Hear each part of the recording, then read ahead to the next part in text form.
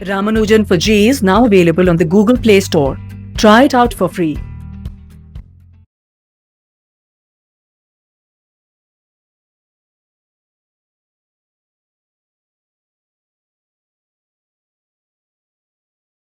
Today we are going to discuss magnetostatics. 1 minute, wait 1 minute.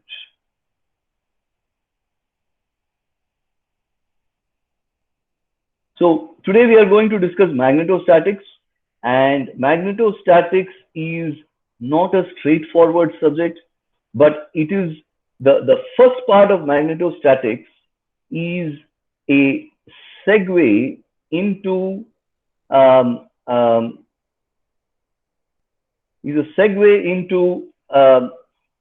ideas that you will deal with when you deal with electromagnetic induction and finally electromagnetic radiation. Okay, so let me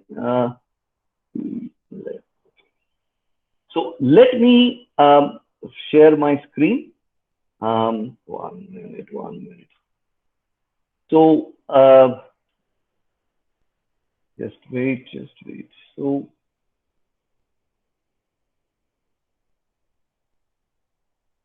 can you see my screen? Right? Okay. So firstly, I will discuss briefly our Freedom Independence Day special. See, the Independence Day special, we have reduced prices by 30%. So if you buy a full year program, $59.95. You buy 6-month program, $39.95.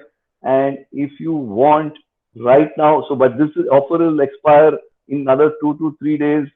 But if you want right now, we will give, some kind of program where you work with us and we work with you also, because we want students and we like students who are interested in our material. So send an email.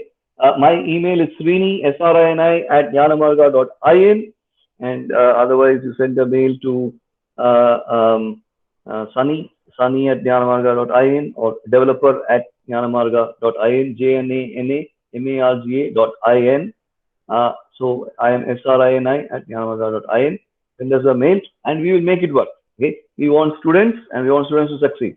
Okay, anyway, so here is the thing: magnetism and electricity. Okay, so have you attended this lecture?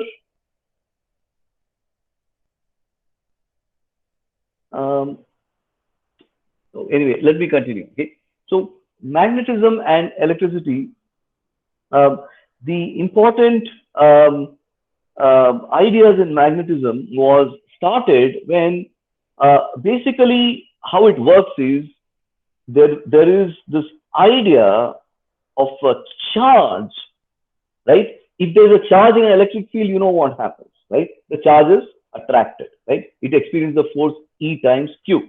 If the E is the electric field at a particular point and the electric field is a vector, the force it experiences E times Q, right? But in a magnetic field, right? What is a magnetic field? You all know magnet, right? Everybody has seen a magnet, right? But in a magnetic field, right, a charge also experiences a force, not a stationary charge, but a moving charge. Okay, and so that force, right, in both an electric field and a magnetic field, the charge will experience, if there's a moving charge, right? The electric field is making, we could make it move, but the magnetic field will also cause it to move. Okay, so that force, that combined force, is what is called the Lorentz force. Q times E plus V cross B, where the EQ is the electric field. So far we only dealt with the electric field, but because there is now also a magnetic field, the size of that force is Q times V cross B. Okay? This phenomenon was discovered by this person called Ørsted. Ørsted was Danish. At that time, Denmark was a very big in science. Okay? And so he noticed that a current in a straight wire, okay, so if there's a current in a straight wire, it produced a deflection in a compass, in a magnetic compass. By the time, compasses, the new world, America had been discovered, the compass was very much in use, right, by the mariners and navigators, right? But he found that if there is a current, the current would produce a deviation in a compass. So why is that? That is because around a current, you have a magnetic field as well. Okay. Now, let us understand the terminology here. A current emerging out of the plane, right? So think of the dot. This is just a notation. Okay, this is a notation. Okay. So now, if it is, think of it like as though you were looking at an arrow, right? There's an arrow coming to hit your eye, right? If there's an arrow coming to hit your eye, it will look like this. It will look like a dot and then a cross. Okay, but so that means that think of an electric field as lot of arrows, right? We always use arrows to indicate electric field because you want to show direction, right? You want to show direction and magnitude. It's a vector, the electric field, right? So to show that vector, you draw a cross, and then on top of that, you draw a circle. Okay. Now, if if it's something going into into the paper, right, you will see the cross only. Like if you see the arrow, the back of the arrow is a cross, right? So you will see the cross, you won't see the dot, right? So that means it is going, the arrow is going into the paper, right? So that is the how you remember this dot and cross. If you are when you are young, you will remember it anyway, right? So the magnetic field now exerts a force on charged particles like electrons, protons, and current carrying wires. Okay. So now, what can be said? So now, if you had just a magnetic field, so forget about the electric field for a moment, right? Let's say there is only a magnetic field, and in a magnetic field, right? Or as you know, the Earth exerts a magnetic field, and that's how compasses are usable, and they point, or when you point a compass, it will point to the magnetic north of the Earth, right? So just like that, if there is a magnetic field, right, what is the force experienced by a charge? It is given by Q times V cross B.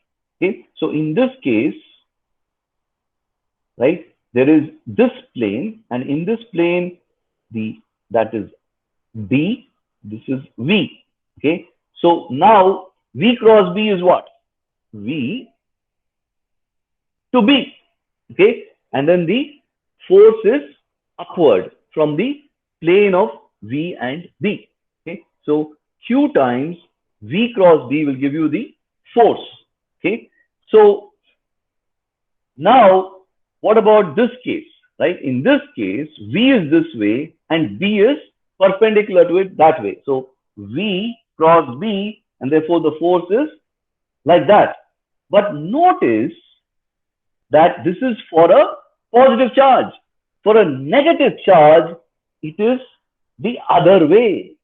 Okay, because the Q also matters.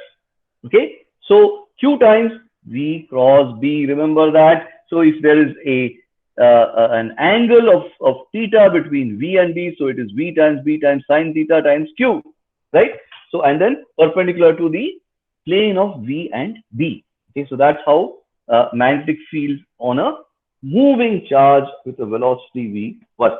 Okay, Q times V cross B. Okay, so having understood that, right, now so let us look at a quick example.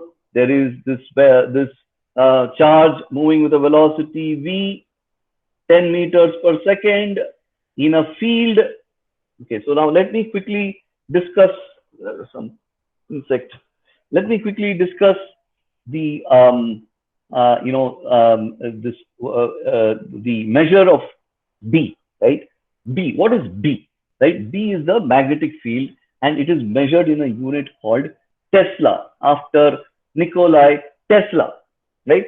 As all of you know, there is now this company called Tesla, which makes a car called Tesla, right? And so the Tesla is a measure of the magnetic field.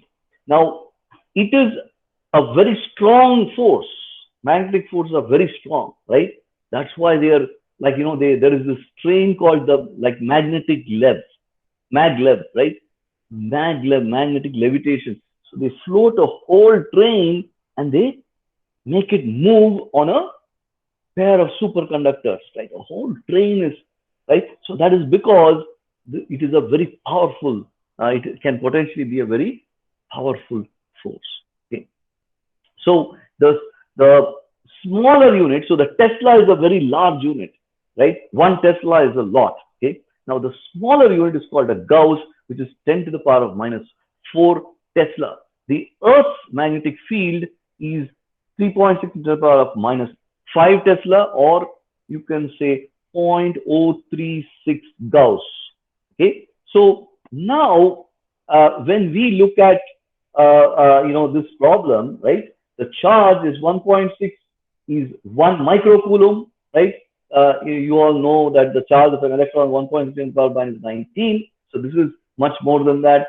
1 microcoulomb is 10 to the power of minus 6 coulombs, right? The field is 10 millitesla and the velocity is 10 meters per second. So now, as you know, MKS, meter kilogram second, right? In that, Tesla is another unit. So now 10 times 10 to the power of minus 3 times 10 times 10 to the power of minus 6, right? So when you multiply all three, you end up with 10 to the power of minus 7 newtons is the force, Q times V cross B. Okay. So now let us now introduce this. Now we know that a moving charge, where do you find a moving charge? Inside a conductor, right? When there is a current, right? What is the current? The current is moving charge, right? dq by dt, right? So current is the rate of flow of charge, right? So now when you rewrite it, q times v, right? You can, when there are lot of charges moving, right? It is a current, right? So n times q times vd, right? So times b, right? So now when you multiply it all out, right? So n times q times v is the same as I, okay? And it is the same as I times L, okay? So NIA is the, or NLA, L times A is what? L is the length, right? Length times the area is the volume. Now the volume of charge per second gives you the total Q. The number of charges is N times Q times V, right? So from that, your Q times V cross B becomes I times L cross B. That is the most important idea. I times L cross B. Okay? I times L cross B is also the, if there is a conductor of length L carrying a current I, the total force is I times L cross B, right? I times L cross B. Okay? So the what is happening here?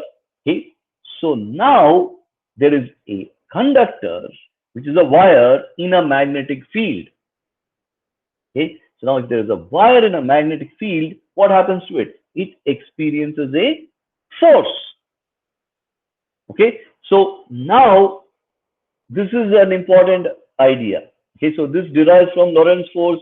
I times L cross B derives from Lorentz force. Okay, so opposed to this is another idea. Okay, the other idea is like this. and we will deal with that later. Let me discuss that. Okay. The other idea is like this, that a current carrying conductor itself also produces a magnetic field. Okay. So if you have a conductor carrying a current, right, I times it produces a magnetic field, and this is called Biot-Savart's law. Okay. So let me explain the two things one more time. Okay. If there is a current carrying conductor in a magnetic field, it will experience a force, I times L cross B. Now, right, if there is a current carrying conductor, right, it will also produce a magnetic field around it. Okay, and that magnetic field is given by, so if you have a small length dl, right, that small length at a point P will produce a magnetic field. This is just a conductor which is carrying a current. And what is the magnetic field produced at the point P? Mu naught by 4 pi I times dl cross r by r cubed. Okay, so that is dB. That is the size of the magnetic field at a point r from a dl, where the dl contains the current I. Okay, so now dl cross r, right? See my hand. dl is like this, parallel to the paper, right? The p is there, the r is there. So dl cross r produces a p in that, produces a b in this direction. Okay, so the dB produced by this wire will be into the paper. Okay, dl cross r is in my hand. Where is it going? Going into the paper, right? So now, if you had a straight wire, each of those dls, there will be a lot of dls, little dls, right? Each of those will produce a dl cross r, and all of those have to be summed up, right? dB will be integral dB will give you the B at the point P. Okay, so you have to do a integration of all the dBs. So B is equal to integral dB. dB equals mu naught by 4 pi I dl cross r by r cube, and then you do all the summations. You'll end up with the Biot law definition of B. Okay, so now here there is a circular wire, okay, a circular loop, right? And at a distance, they are trying to find the total magnetic field, right? So at each point there is a dl. The dl is, you can see that dot, right? So dot means it's coming towards you, right? So dl cross r, right? dl cross r, right? You see my finger produces a dB, right? dl cross r, right? So there is a dB like that, right? So dl cross r, right? So now, because it's a circle like that, right? So dl cross r, they produces, look at the angle of the dB, right?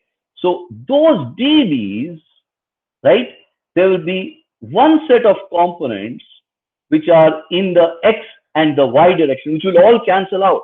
Okay, because for everything that's this way, there's another thing that is the other way. So in the bottom side, dl cross r will be like that, right? So this one's, for every this circle is like this. For every point here, there is a point 180 degrees on the other side. So those dBs, their x and y components will all cancel out, and therefore you'll have only this, but all their z components will be additive. Okay, and therefore, so what he's saying is dB mu naught by 4 pi I dl cross r by r cube, the z component will just be cos theta. So, and cos theta is r divided by r. R divided by r is cos theta. Cos theta. You see, r divided by r is cos theta.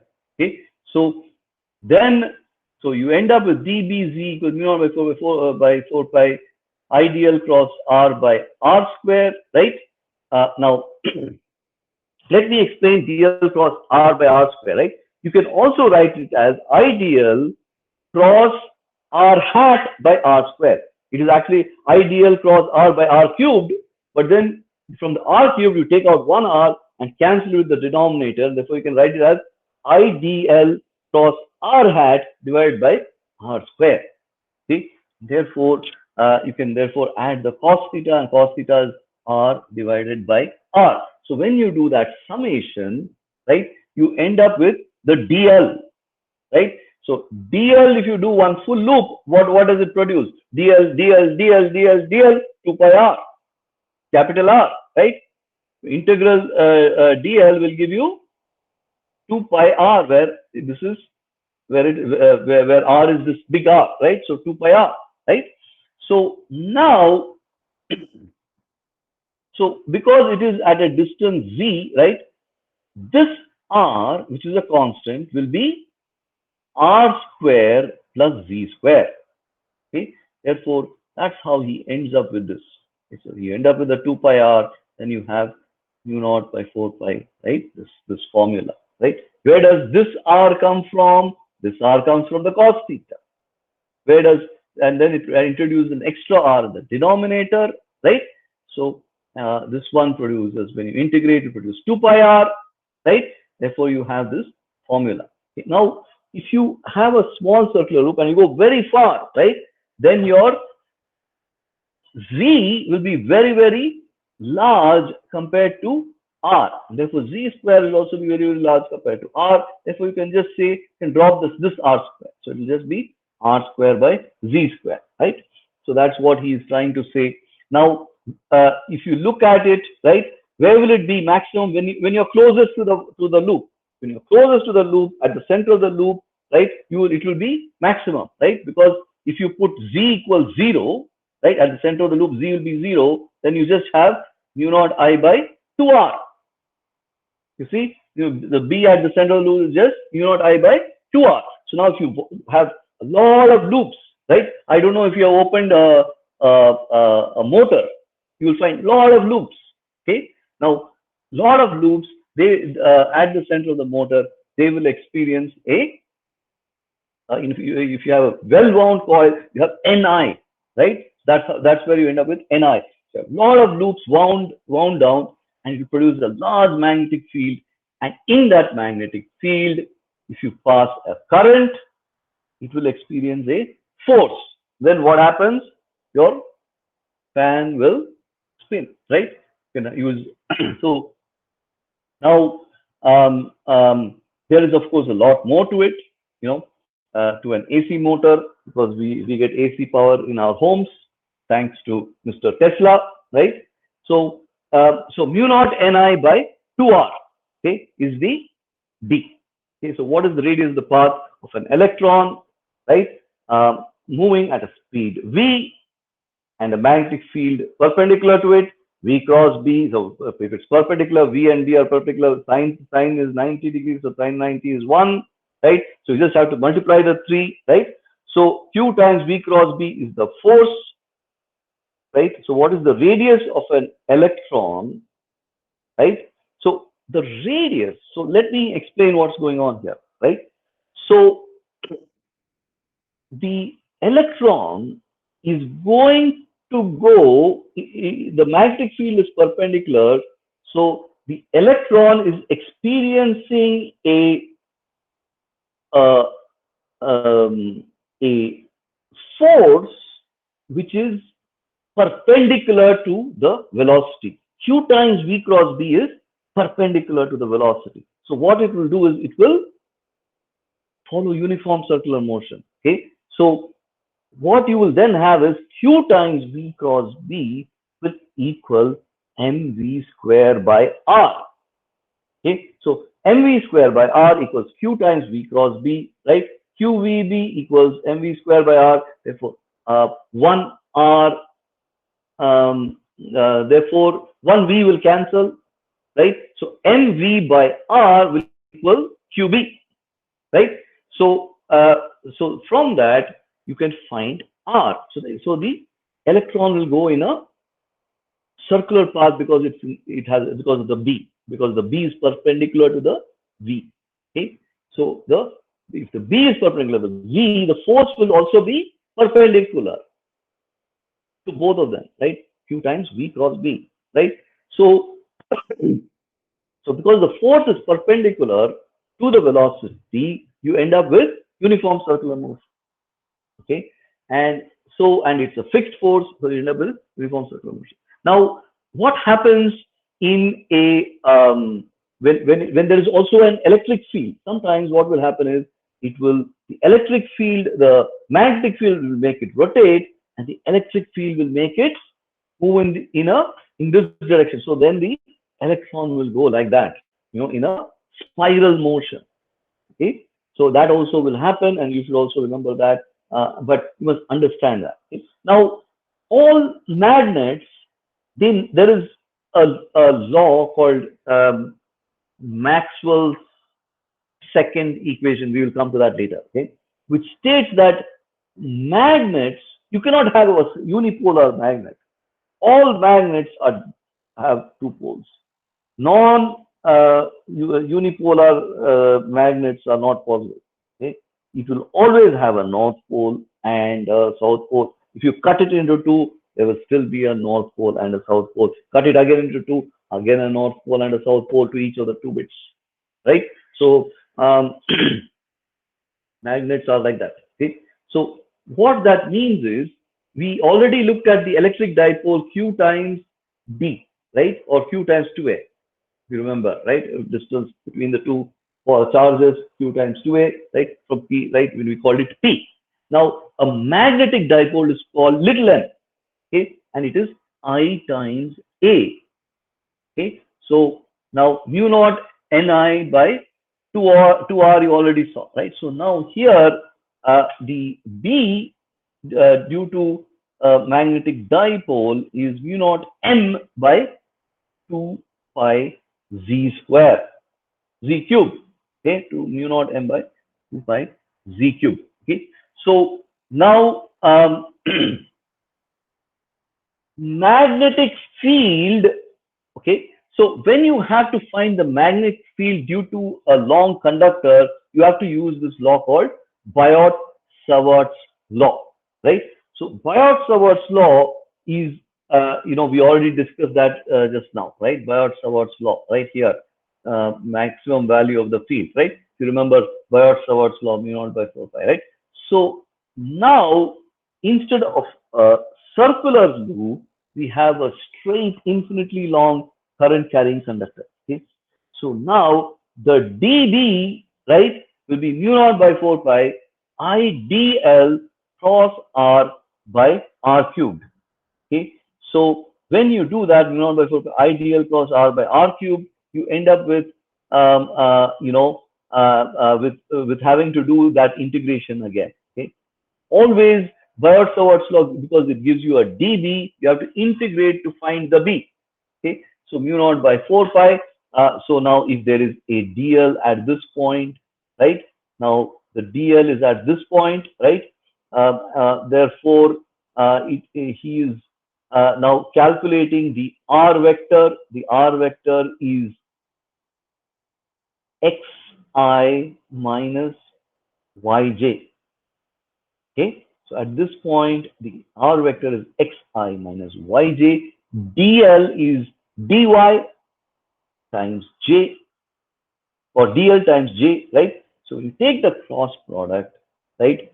You just end up with the j cross I, right? So you end up with only the k term. J cross j is 0, right? So you just end up with x times dl times k, or x times dy times k. So now when you write that, you end up with mu naught by 4 pi I times negative x dy by x square plus y square. R square is what? X square plus y square, right? So to the power of 3 by 2, right? X squared plus y squared to the power of half is r, right? So x squared to the power y squared to the power, so r cubed is x squared plus y squared to the power of 3 by 2, and the numerator becomes minus x dy, and all the dl cross r's are only in the k direction. Okay, so what is the k direction here, right? dl cross r, the k is into the paper, right? X is this way, y is that way, k is into the paper. 1 minute, just 1 minute.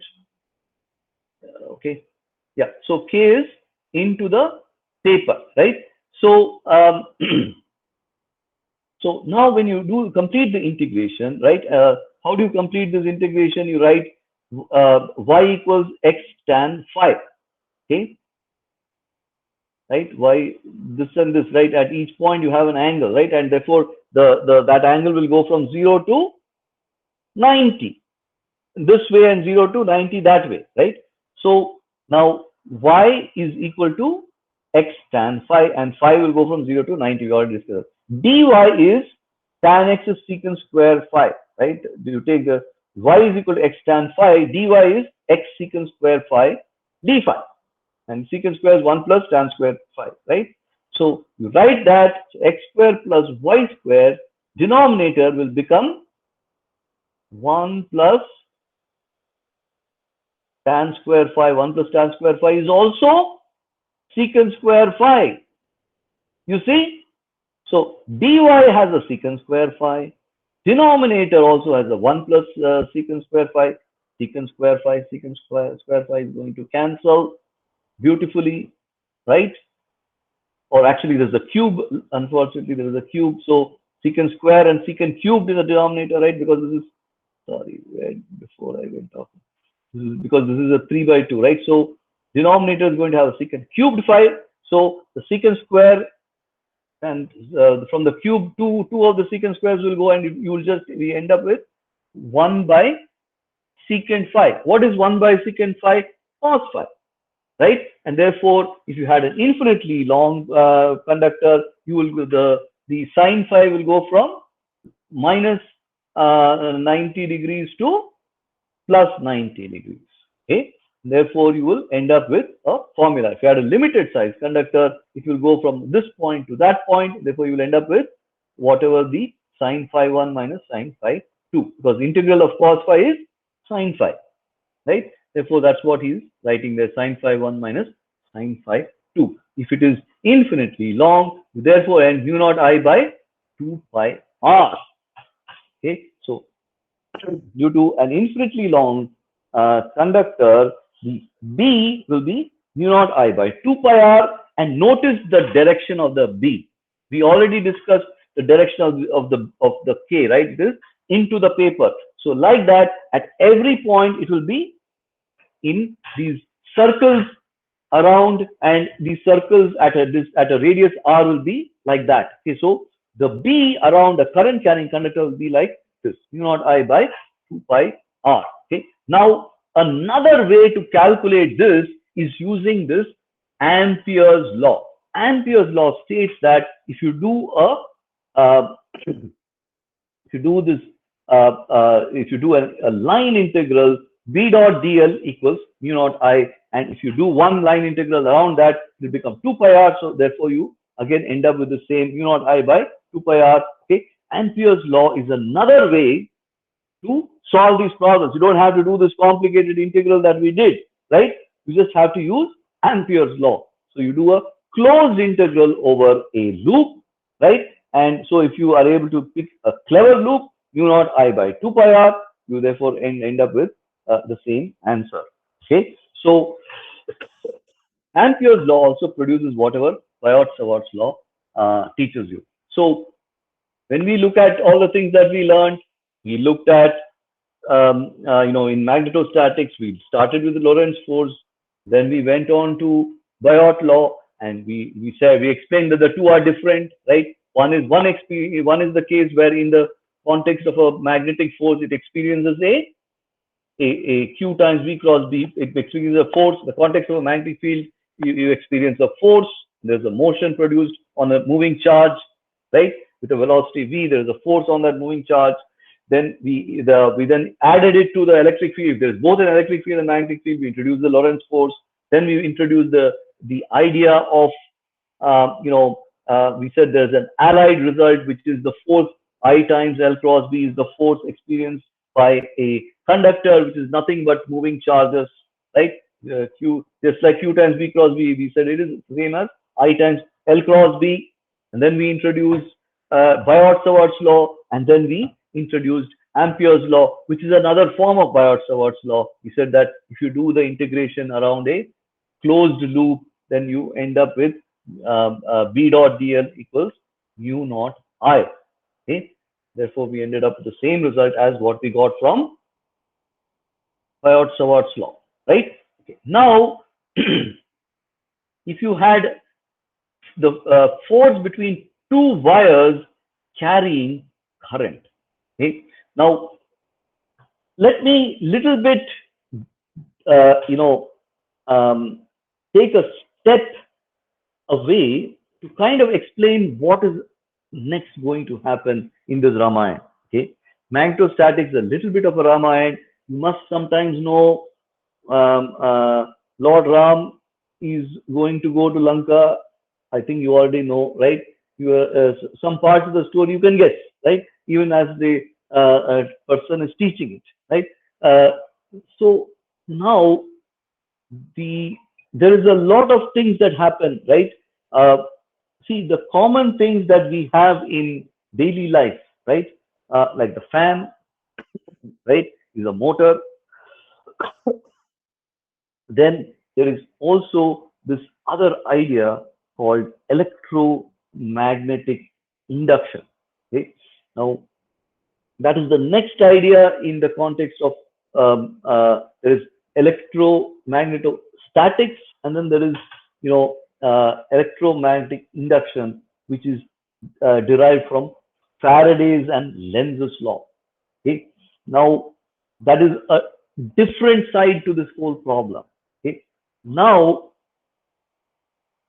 we said that in the context of a current in a magnetic field, it will experience a force.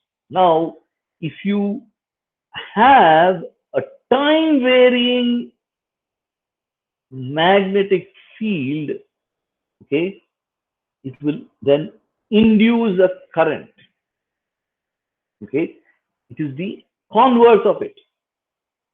Current in a magnetic field experiences a force.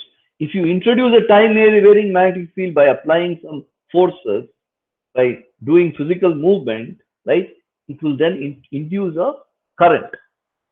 I don't know how if you have seen this cycle with a generator in the cycle.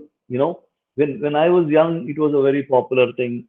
I don't know if it's still there. So basically, in the cycle there will be a dynamo in the back. And that dynamo will be next to the tire. And as the tire spins, it will make the dynamo spin. And so human mechanical motion will lead to a changing magnetic field. So in a changing magnetic field, there is a current induced. That is Faraday's law. That is going to come later. Okay? We are not yet discussing Faraday's law or electromagnetic induction. Electromagnetic induction means what? Current is induced. We are not yet discussing that. Now we are discussing the case when there are two wires carrying current. Okay? There is a force between two current carrying conductors. So now, here's what's happening, right? Now, this one is producing a force, right? This current is producing a magnetic field, and this current carrying conductor is sitting in the magnetic field of this wire. Okay, so this one is doing a ideal cross R by R cubed, right? This one is sitting in the magnetic field of this one, right? So what is going to happen to this? I times L cross B is going to happen to this. Okay, so I times L cross B, where B is mu naught I by 2 pi B. Okay, so you're applying both Ampere's law and I times L cross B here. Both together you're applying. So what happens when there are two current carrying conductors? This one produces a magnetic field in which this one is sitting. This one is now experiencing a force because it's a current carrying conductor in the magnetic field produced by this wire. Okay, so so what is the force? Mu naught. The what is the field? Mu naught I by 2 pi r or 2 pi d, right? What is so that is the B, the magnetic field. So what is the force? I times L cross B, where B is mu naught I by 2 pi d. Therefore, you have mu naught I1 I2 L by 2 pi d is the force between that A applies on B, and as you know, A applies a force on B. He is going to apply a force on A as well. F12 will equal F21. You all know this, Newton's third law, right? Every action has a equivalent opposite reaction. Okay, so so here is an example: two parallel currents, right? Anti-parallel currents repel each other, right? Parallel currents attract. You would not have guessed that. You must know that normally like poles repel, like charges repel, but parallel currents attract. Okay, so remember that they will ask you, they will trick you. They always want to catch students and make questions that you get wrong. So remember, parallel currents attract each other, anti-parallel currents repel each other. Mu naught I1 I2 by 2 pi d. All right. So here I1 I2 equals 5 amperes. Distance between them is 1 centimeter. Therefore, d is 1 centimeter. So you do the multiplication. Mu naught I1 I2 by 2 pi d. All right. So simple question. Now, if you had a torque carrying, if you had a loop, right? So what happens in a loop? Square loop. Okay. Where are we going to deal with this? Square loop, right? What happens in a square loop, right?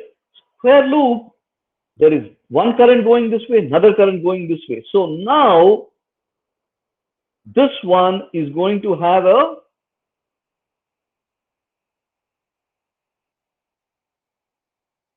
force in this direction. This one is going to have a force in this direction. Which direction? Right? So now, because the currents are in opposite directions, they tend to repel each other. They tend to push each other like that. Okay. So now, right? So it's going to produce a torque. They will be in opposite directions because they are held in place. Okay. So one will be this way, the other will be that way, and therefore it will tend to rotate. Okay. So torque on a current carrying loop placed in a uniform magnetic field, right? So this is a little bit different. So now actually what is happening is it's not between each other, right? So now there is a steady field. Okay. In the steady field, there is one current going this way, the other current going this way. So now in the steady field, this is going to go this way, this is going to go this way. So now it is going to tend to produce a rotation. So that is how the loop is going to tend to rotate, right? So I times L cross B will be for if it is kept exactly perpendicular, this one and this one will not experience any I times L cross B because L and B are in the same direction. But this one and that one, they will have an I times L cross B, one in this direction and the other is in one in this direction, the other is in this direction. They will tend to make the thing rotate. Okay, because so there is a torque, there is a a twisting motion which will cause the whole thing to rotate. Okay, so I times L cross B, force on one, force on 2, force on 3, and force on 4. Okay, so he is finding all the forces, and then the total force is 0, right? But the torque, because one is this way, one is that way, these two, will not have any resultant torque, right? The force due to the torque due to F1 and F3 will be 0, but the other two torques will add up, and they will add up to minus I times AB times B times sine phi. Okay, so when it's at an angle, it introduces the sine phi. By the r cos f will introduce a sine phi. Okay, so the force will cause the whole thing to rotate, and the rotation is the total torque is minus I times AB sine phi. Okay, and so that is going to produce a rotating loop. Okay, so I'll kind of stop here, because I think from this point on, I don't want to move too fast. We already did torque in the context of the electric dipole, P cross E, like that. Here it is M cross B, right? And M is the dipole moment of the magnetic field, magnetic dipole. But see, I want to take this a little bit slowly, right? So I think we will currently stop here, and I will continue with this material next class. But what I'm going to suggest is, for problems in magnetostatics, try to do a few problems, and then I will discuss this galvanometer and ammeter. Okay, but both galvanometer and ammeter also rely on basically the idea of currents producing magnetic fields. Okay, but then we'll come to that next class. Okay, but what I'm going to suggest is, for the material up to here, that is Lorentz Force, Biot-Savart's law, Ampere's law, and then this idea of torque, right? Please try to do a few simple problems so that you understand Q times V cross B, I times L cross B, cases where there is both EQ and Q times V cross B, and then this where there is this electron in motion, and then the basics of magnetic dipole moment, and of course Biot-Savart's law. Okay, so do some problems, try to understand how to solve the conceptual problems, and maybe a little bit of the formula based, if you needed to do some simple addition and integration, etc. Okay, now what is tricky about magnetism is this idea that you will have to solve, look at it from the cases where there is only currents and forces versus the cases when there is induced currents. That is a whole other side to it. The induction, right? And Faraday's law, and then inductors and transformers and all that. That is a whole other side to the So electromagnetic induction is it is not covered in magnetostatics. It is covered as a separate chapter very often. But then let's first finish magnetostatics, and then we will go to electromagnetic induction. I explained that so that you know that there is a slight demarcation, and if you understand that demarcation, then you won't get confused. Otherwise, it's very easy to get confused between what happens in a transformer and what happens with these current carrying conductors and the magnetic fields that they produce. The two are related, but you must know the distinction between the two, because then only you will know how to use Faraday's law and when to use Faraday's law. All right. So with that, I'm going to kind of wind down today's lecture. But please let me show you one important thing. And that important thing is, let me quickly share our site.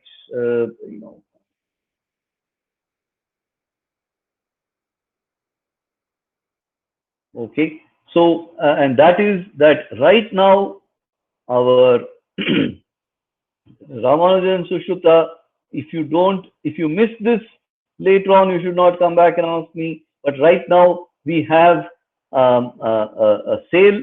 If you download now, you will get a sale. Sushruta is on sale.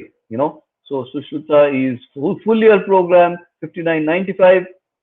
And a wonderful program, and we have now assessment also, self-assessment. Okay, not school assessment, but self-assessment, and you can do a lot of problems from that, and you can also get all the videos that you get from where all these slides come from.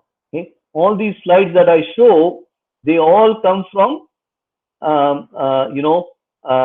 let me show you. Like for instance, these slides, they are all from IIT PAL lectures. And you will get those IIT PAL lectures also in context of the textbook. That is very, very important. Now, so please look into that, and I will see you all next class. Next class is next weekend for continuation of our class 12 material.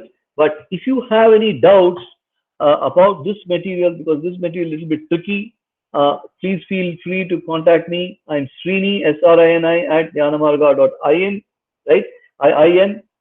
Attend also Professor Tiwari's lecture for chemistry and Professor G.K. Bhatt's lecture for biology.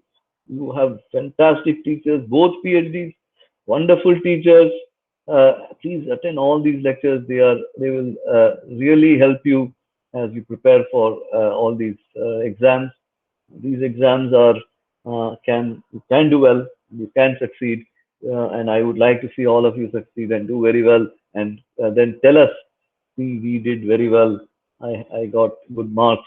Now I'm on the way to my dream education. Okay, so I'll see you again next week, and so please feel free to contact us, and if you need any help with purchasing our promo while it is available, please contact us. My email is Srini, SRINI at JnanaMarga, JnanaMarga.in. You can reach Sunny at JnanaMarga, SANNY at JnanaMarga.in, or and we are happy to support you students. Let me know how, and we will be there. We are here to make sure that you students do well in life, and that's why we have set this company up. Okay.